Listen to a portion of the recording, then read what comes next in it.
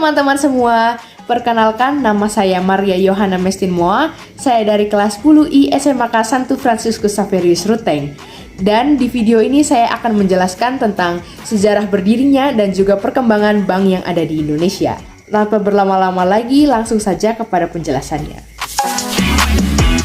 Jadi, bank pertama yang berdiri di Nusantara adalah Bank Van Quran and Van Lening yang berdiri pada tahun 1746.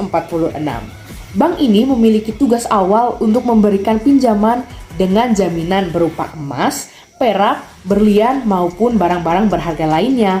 Kemudian pada tahun 1752 atau sekitar 6 tahun kemudian, bank ini mengalami penyempurnaan menjadi De Bank Van Quran and Van Lening yang bertugas untuk memberikan pinjaman kepada anggota-anggota VOC atau Verenigde Oost-Indische Compagnie agar mereka dapat menempatkan dan memutarkan uang mereka pada lembaga ini.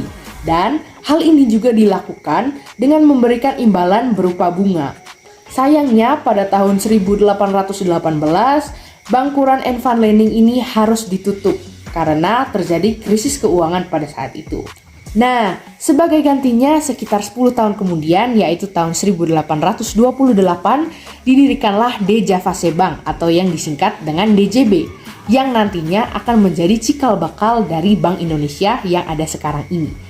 De Javase Bank ini diberikan oktrooi oleh pemerintah Belanda, yaitu sebuah hak-hak istimewa untuk bertindak sebagai bank sirkulasi, yang dimana De Javase Bank sebagai bank sirkulasi ini berwenang untuk mencetak dan juga mengedarkan mata uang gulden atau mata uang Belanda pada saat itu di area Hindia Belanda. Hal ini menjadikan De Javase Bank sebagai bank sirkulasi pertama di Indonesia dan bahkan di Asia.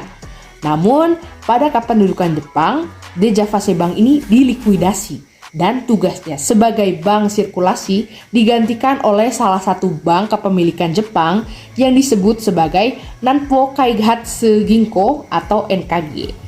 Namun, setelah Indonesia merdeka, De Javase Bank kembali diaktifkan oleh pemerintah Republik Indonesia agar perekonomian Indonesia tidak anjlok atau istilahnya tetap stabil. Akan tetapi sesuai Undang-Undang Pasar 23 tahun 1945, pemerintah RI diharuskan untuk membuat bank sirkulasi yang baru yang kemudian dinamakan dengan Bank Negara Indonesia atau BNI. Yang dimana bank ini juga menerbitkan mata uang sendiri yang diberi nama Uang Republik Indonesia atau ORI. Tapi, karena munculnya BNI sebagai bank sirkulasi baru di Indonesia yang bertepatan dengan adanya atau hadirnya De Javase Bank yang juga sebagai bank sirkulasi di Indonesia, maka terjadi bentrokan antara dua bank ini yang disebut juga sebagai currency war atau pertempuran mata uang antara mata uang gulden yang diedarkan oleh De Javase Bank dan juga dengan ORI yang diedarkan oleh Bank Negara Indonesia atau BNI. Oleh karena itu, pada tahun 1952, pemerintah Republik Indonesia mengambil alih De Javase Bank dan menggantinya menjadi Bank Indonesia atau BI. BI ini kemudian diresmikan sebagai bank sentral di Indonesia. Setelah itu, banyak dikeluarkan berbagai macam undang-undang sebagai penyempurnaan tugas, wewenang dan juga fungsi dari Bank Indonesia sebagai bank sentral pada tahun 1953 sehingga Bank Indonesia dapat bekerja sebagai bank sentral yang baik dan juga dapat bekerja dengan lancar. Hingga sekarang bank-bank di Indonesia semakin berkembang dan juga bertambah banyak seiring dengan perkembangan zaman. Misalnya ada Bank Persero, bank swasta, bank asing, bank daerah, bank syariah, dan masih banyak jenis-jenis bank lainnya. Selain jenis-jenis bank, ada pula pelayanan-pelayanan yang diberikan oleh bank yang semakin bervariasi, terlebih di era perkembangan teknologi sekarang ini. Misalnya ada mesin ATM atau anjungan tunai mandiri, APMK atau sistem pembayaran tanpa menggunakan uang tunai atau APMK ini biasa disebut dengan alat pembayaran menggunakan kartu. Dan juga ada e-money, yaitu sebuah sistem di mana kita dapat melakukan transaksi jual beli tanpa menggunakan kartu dan tanpa menggunakan uang tunai.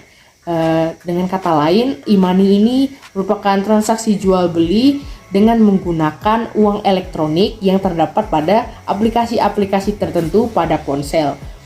Kemudian ada pula contoh-contoh bank yang ada di Indonesia hingga saat ini. Misalnya BRI atau Bank Rakyat Indonesia, BNI atau Bank Negeri Indonesia, BCA atau Bank Sentral Asia, Bank Mandiri, Bank Danamon, Bank Bukopin, Bank Syariah Indonesia, Bank NTT, dan juga masih banyak bank-bank yang lainnya. Baik, saya kira sekian saja penjelasan saya mengenai sejarah berdirinya dan juga perkembangan bank yang ada di Indonesia. Semoga teman-teman semua yang menonton video ini dapat memahami atau memetik sebuah kesimpulan terkait materi yang sudah saya jelaskan. Sekian dari saya, terima kasih sudah menonton videonya dan sampai jumpa di lain waktu.